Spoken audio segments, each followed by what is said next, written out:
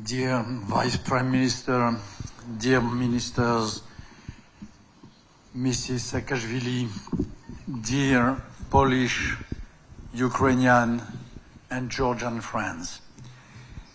It's a great emotion for me to be here at your side, Madame Saakachvili, to receive this award for the great Mikheïl Saakachvili. I met Mikheïl Saakachvili first time in 2008, summer, just on the first day of the invasion by Russia. I remember a happy, energetic giant. I remember a great president being at the head of the most incredible government in Europe, with ministers of every possible nationalities, with a program of reforms, which was the very embodiment of European and democratic values. I remember Mikheïl Saakachvili facing the beginning of the invasion with cold blood, mastering of himself, patience, reacting only when it was too late to do as if he ignored, standing firm when the tanks were 50 kilometers from Tbilisi. And in a way, as Ukraine today, saving most of his country except the 20% which are still today occupied. He was such a great president, such a great man, such a European hero. I met him again in the following years when he lost the election in Georgia and when he went to Ukraine and became the governor of the area of the region of Odessa. Again, the same musketeer, the same Porthos, the same hero of Rabelais in our French literature, but providing his energy, his wisdom, his knowledge to a brotherly country which is Ukraine. I can say, because I was witness of that during the years of the presidency of Petro Poroshenko, then at the beginning of the presidency of Volodymyr Zelensky, Mikheïl Saakachvili was, though still a Georgian patriot, he was a great Ukrainian patriot. He was devoting to Ukraine the same energy and the same force which he gave to his own country.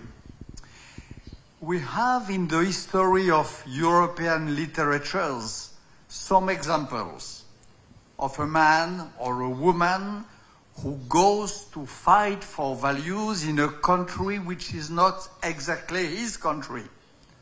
Lord Byron going to Greece, Lawrence of Arabia going to Arabia. We have a lot of examples in the history of literature. This case of a former president of a country going to a neighboring country, 1,500 kilometers, to put himself at the disposal of a brotherly people. I never saw that. It is an unprecedented example, and Mikheïl Saakachvili, in a way, invented this pattern, and I think that the historians one day will calibrate what and will assume exactly what former President Saakachvili brought, what he donated to the Ukrainian revolution. And then, in the last month, I met in another way, Mikheïl Saakachvili. Not in flesh, like in Odessa. Not in face-to-face, as in Tbilisi, but I began to receive letters from jail written by Mikheïl Saakachvili.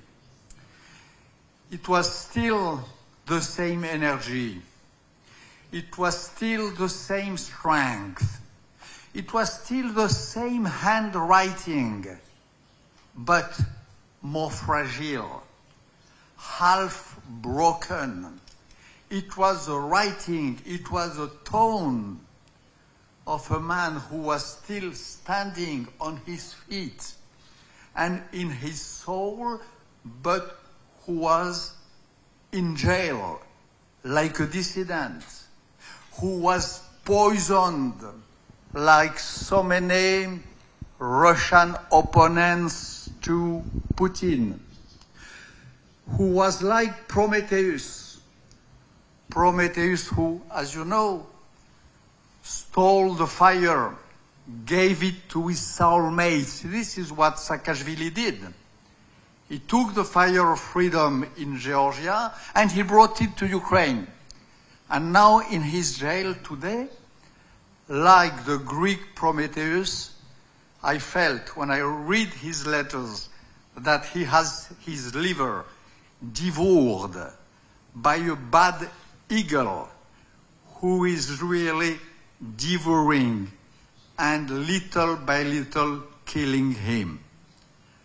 The eagle of the mythology revives every night, and for the moment, Mikheïl Saakachvili too revives and resurrects, thanks God, every night. This is the letters which I received from him, some of them having been published in my magazine in France. The last thing I want to tell you is that if I came here tonight, is first of all because I am honored and humbled again to be at the side of Madame Saakachvili, but it is also to address through this place to the Georgian people the following message, the following warning.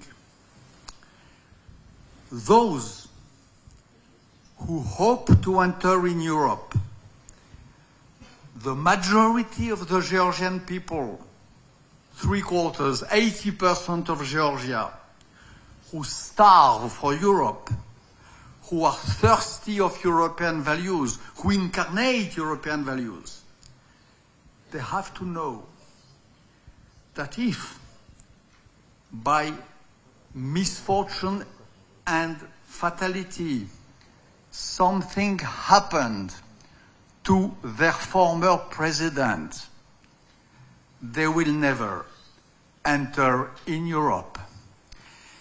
These have to know that because of the fault of bad shepherds, their governments of today, their chance to enter one day in EU will be ruined forever. This situation of a former president being in jail, suffering hell, at the edge of dying is so unprecedented that they have to know that if the worst happened, it would be over for the chance of Georgia to enter with Moldavia into the club of European Union.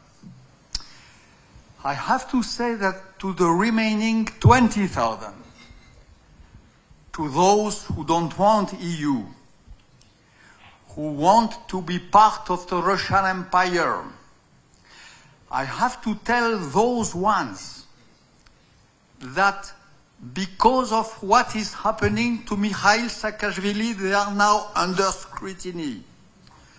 The whole world is looking at them. The companies in Georgia who are helping Russia to turn the sanctions, the oligarchs who receive their orders from Vladimir Putin, they have to know that they are no longer members of a tiny country of 3.7 million inhabitants. They are a minority of bad shepherds of a country which is under the eye of the whole world because a former president, democratic, liberal, a knight of Europe, is at the risk of losing his life. They have to know that they are under the eye of the whole world. The whole world is watching them. And I want to say also to those who are directly involved,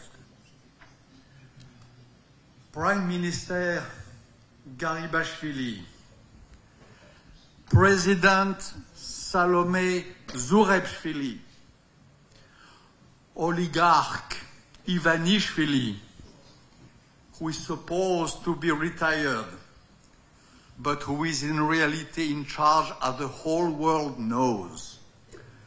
They have to know that there will be no escape.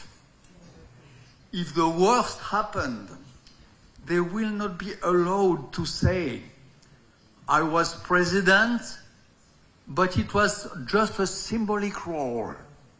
They will not be allowed to say, I had been president, but I am retired in my mountain, in my castle, in my surrealistic house. No.